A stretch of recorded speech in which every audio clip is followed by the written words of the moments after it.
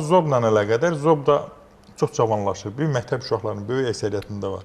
İndi Samuqdan gətirmişdilər bir uşaq. Bugün? Yox, dünən gətirmişdilər. Və yoxlatdım, gördüm, difuz zobdur.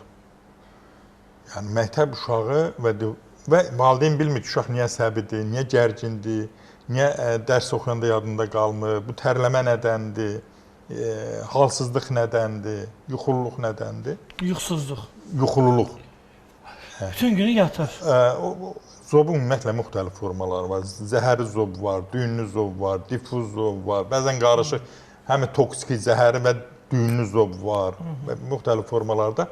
Zəhəri zobda ən çox insanların əllərində görürsən əsmə, triada deyirlər onu, 3D forması, gözündə böyümə və yaxud da ki, ürək döyüntülərinin sayı kəskin artır.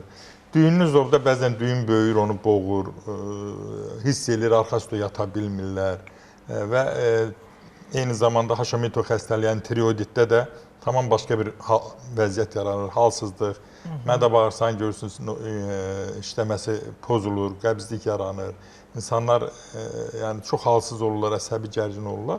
Bütün hallarda onu cərrahi müdaxilədən sonra görürsünüz ki, bu adamlar ömrü boyu həblər, tabletlər qəbul eləməlidir. Ancaq bizdə təbii üsulla müalicədə təbii ki, orada əsas rolu qurbağa ilə müalicə oynayır və 3000 ildən artıq Çində qurbağa ilə müalicə mövcuddur. Azərbaycanda da 100 illərdir mövcuddur, elmsiz şəkildə.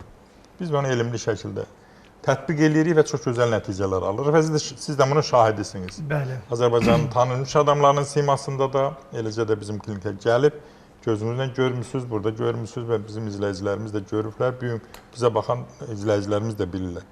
Ona görə də, yəni, təbii ki, indi hər günü-gündən bütün sahələr inkişaf elədiyi kimi, dünyada, xüsusilə bu koronavirusdan sonra, təbii üsullarla müalicə də geniş vüsət alır. Çünki burada immunitetin yüksək olması dediyim kimi, xəstəliklərə dözümlük yaradır, xəstəliklərin ağırlaşmasına imkan vermir.